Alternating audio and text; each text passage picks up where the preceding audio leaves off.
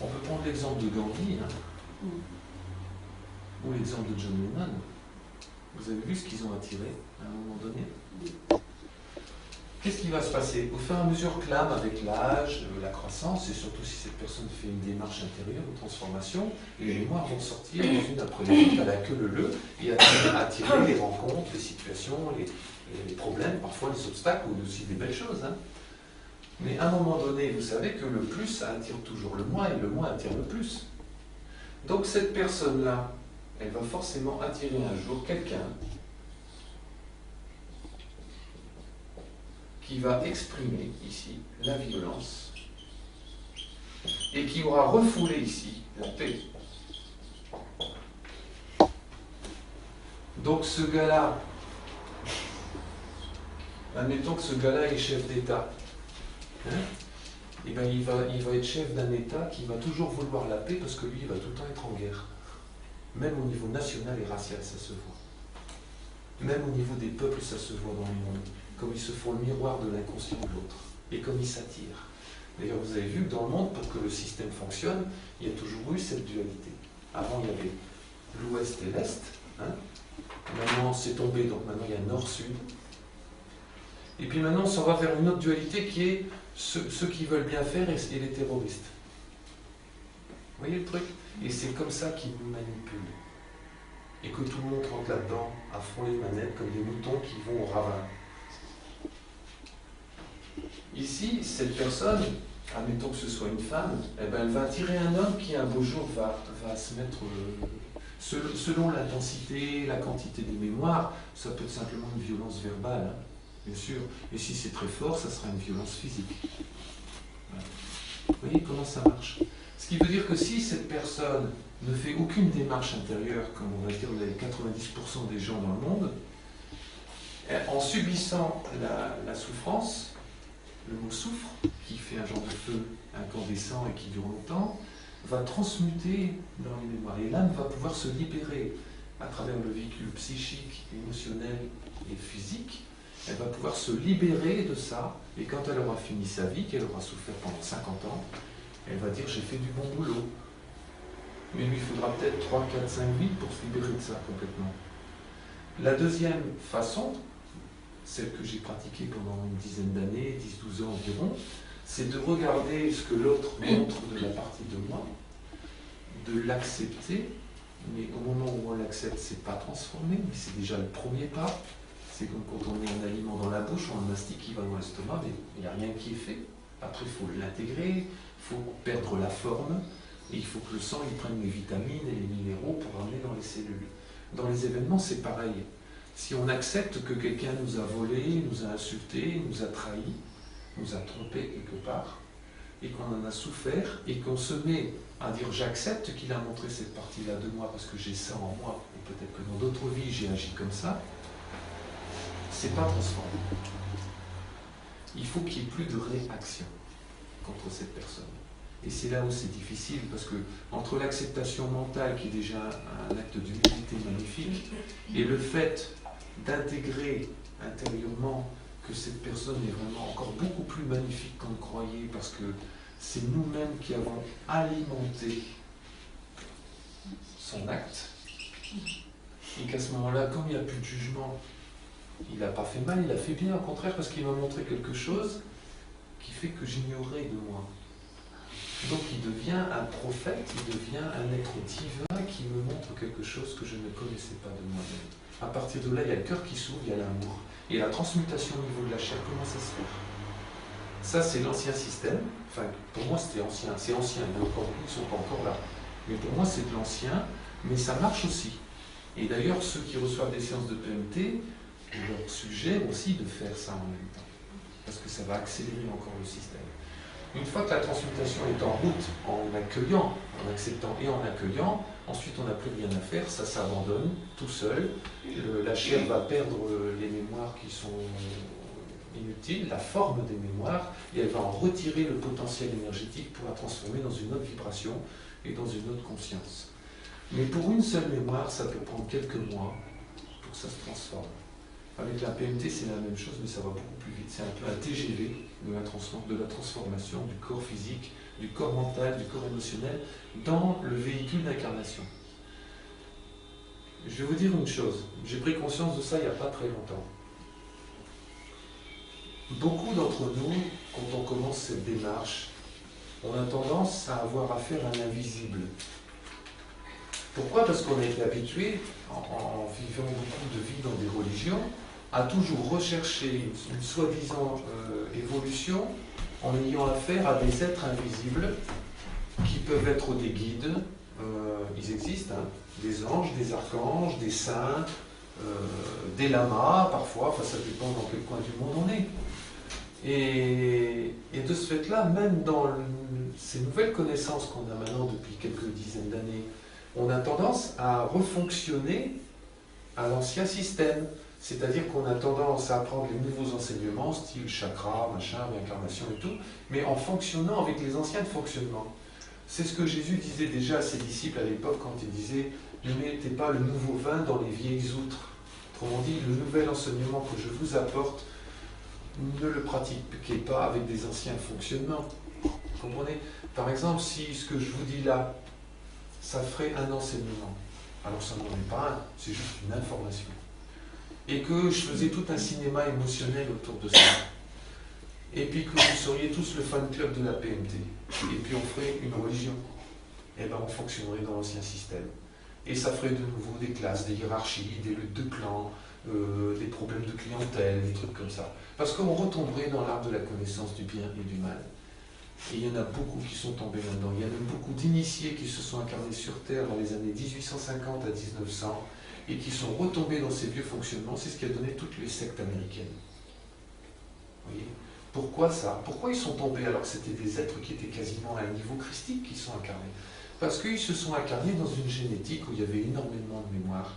Et vous savez que la génétique du corps physique est très importante pour la réussite d'une âme, de même que le bon fonctionnement d'une voiture puissante est important pour le coureur de course. Moi j'imagine très mal un coureur de Formule 1 faire les 24 heures du Mans avec une 2 chevaux de 1960. Il aura beau conduire comme un dieu, s'il n'a pas le véhicule nécessaire, ça ne marchera pas. Et bien pour nous c'est pareil, on a beau être parfois des Christ à l'intérieur, si on a un véhicule qui traîne 8000 ou 10 000 mémoires de jalousie, de peur, de pauvreté, de victime, de sauveur, de bourreau, on ne s'en sortira pas. Vous comprenez aussi pourquoi la lignée qui a amené à Jésus depuis Abraham a été soigneusement triée sur le volet, avec tout un environnement qu'on a appelé Isis Raël autour de lui, avec des lois hygiéniques, alimentaires, sexuelles, mentales, spirituelles et tout, pour que cette génétique ne prenne pas trop de mémoire qui aurait amené beaucoup d'obstacles et de difficultés pour que ce maître qui s'est incarné dans le corps d'Emmanuel, pour qu'il puisse réussir en fait son chemin et pas tomber dans les pièges. Vous comprenez pourquoi ça? Vous comprenez pourquoi aussi d'un autre côté, les grandes familles aristocrates du monde, depuis que le monde est monde, ne divorcent jamais. Parce qu'il y a d'autres instances qui ne sont pas de la lumière, qu'on appelle la postérité du serpent, qui s'incarnent dans ces familles. Et ils choisissent leur génétique, c'est d'ailleurs pour ça qu'ils se marient entre cousins et tout, pour éviter, pour avoir la même génétique de pouvoir qui leur donnerait la force sur le monde. Vous voyez? Enfin, là-dessus, il y a beaucoup à dire. Hein. Donc ça, c'est une loi, je peux dire, infaillible. Il n'y a pas d'exception. Ça, c'est sûr et certain. Même dans les opératrices qui reçoivent du monde, il y a forcément toujours, enfin on verra après avec les questions que vous me poserez, il y a toujours une relation entre la personne qui reçoit la séance et l'opérateur. Et on en parlera tout à l'heure, Teresa. Hein? Voilà, donc en gros, c'est ça. Mais sur ce quoi je voulais insister, c'est pour ça que j'ai parlé qu'on avait l'habitude d'avoir affaire à l'invisible quand on fait, soi-disant, un chemin. Or, est-ce que vous prenez conscience qu'une femme, mettons qu'il y a ça en elle, elle a des mémoires d'hommes violents, elle tombe automatiquement amoureuse de son bourreau, qui va la frapper? C'est pour ça qu'on dit le mot tomber. Parce que quand on tombe amoureux, c'est pas de l'amour, c'est simplement une attraction du plus et du moins d'une partie de mémoire. Qui est nécessaire à vivre. Hein. Attention, il ne faut pas l'éviter parce que c'est comme si un enfant ne voulait pas passer par l'école maternelle ou l'école primaire, il voulait tout de suite rentrer au lycée. Non, il faut passer par là. Mais il ne faut pas y rester jusqu'à 70 ans. Voilà. C'est ça la différence. Vous voyez? Mais ça fait partie de l'école. C'est normal. Si cette femme-là a des mémoires de viol, si elle a eu des vies où elle a violé en tant qu'homme des femmes, elle a d'abord vécu un gros karma dur pour régler ça, et puis là il reste les miettes maintenant. Et maintenant elle s'éveille, elle fait une démarche comme vous tous, comme moi. Eh bien, elle va forcément un jour alimenter un homme qui a forcément ce potentiel pour l'exprimer. Et automatiquement, même si elle n'est pas violée vraiment parce que c'est plus beaucoup, elle n'en a plus beaucoup, elle aura des tentatives de viol par exemple. Mais est-ce que vous comprenez que ces mémoires qui sont jusque dans la génétique physique sont capables de provoquer et de créer une situation? Est-ce que vous prenez conscience de la puissance que vous avez, qu'on a tous en nous, quand le corps physique peut transmettre quelque chose à travers les énergies? On parle des maîtres. Hein. Le maître est là, il arrive, il dit on va faire un pain. Il fait ça, puis il matérialise un pain. Ou Jésus avec les pains et les petits poissons, hein, il multiplie ça pour toute la foule. Pourquoi? Parce que sa génétique était propre. Quasiment propre en tout cas. C'est dans le corps physique que l'évolution se fait. C'est pas ailleurs. C'est ni avec les channeling, ni avec les méditations, ni avec les anges et tout ça. Tout ça, c'est de l'ancien système qui a été nécessaire. Hein. Attention, je ne renie pas ça. Mais cette partie-là, pour ceux qui veulent aller dans l'inconnu, c'est terminé. Si vous faites votre vaisselle en sachant que vous touchez des atomes de lumière dans votre assiette, vous êtes beaucoup plus loin qu'Alama qui fait 8 heures de méditation au Népal. D'ailleurs, je crois que c'est juste parce qu'il y a une énergie qui descend. Vous comprenez que c'est fini, il n'y a pas de Dieu à l'extérieur de nous, ça n'existe pas. C'est pas de l'athéisme, hein. Attention, hein. C'est ni de l'athéisme, ni de la spiritualité.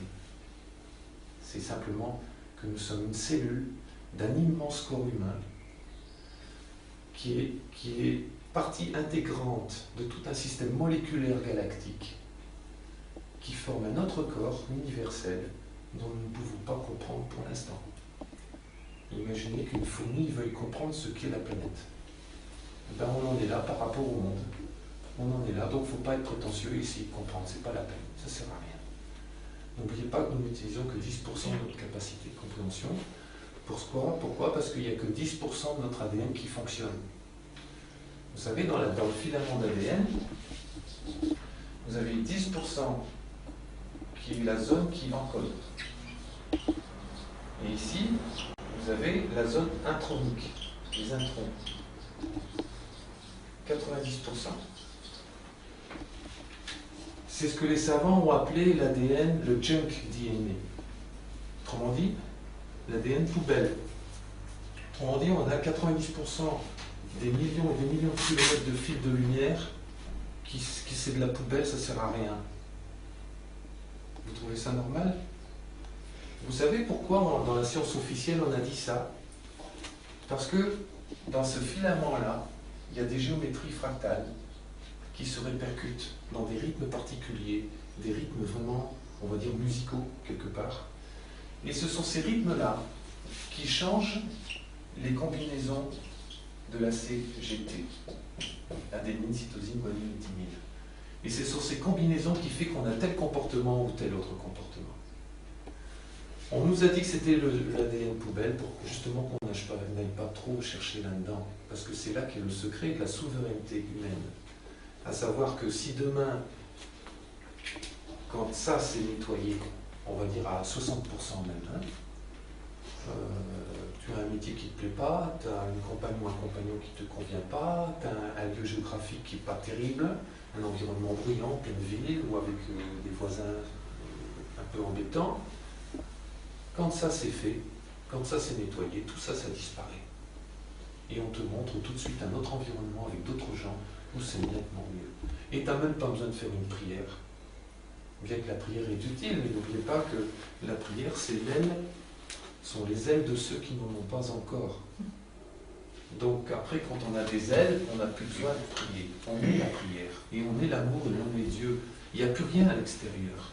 Et on est même répandu dans le corps de tous les autres, et on peut même le sentir physiquement. Je souhaite que vous y arriviez, parce que c'est magnifique. Ce qui ne veut pas dire que la vie devient confortable et commode, hein, parce qu'on vit quand même une période quand même qui est très turbulente, et c'est un peu difficile parfois.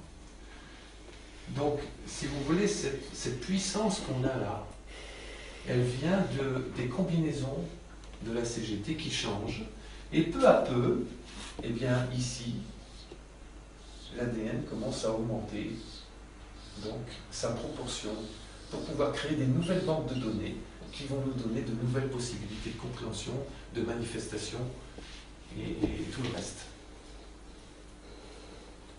Ça va pour l'instant?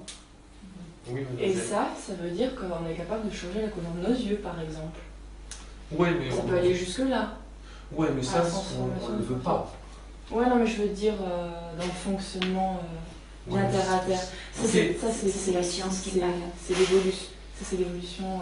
Oui, peut-être qu'il peut y avoir ces conséquences-là. Mais ça, quand on arrive à ce niveau-là, on s'en fout. Oui, on s'en fout, mais je veux dire, c'est à ce point-là, je veux dire, à changer. Oui, absolument, ça peut aller jusque-là. Voilà.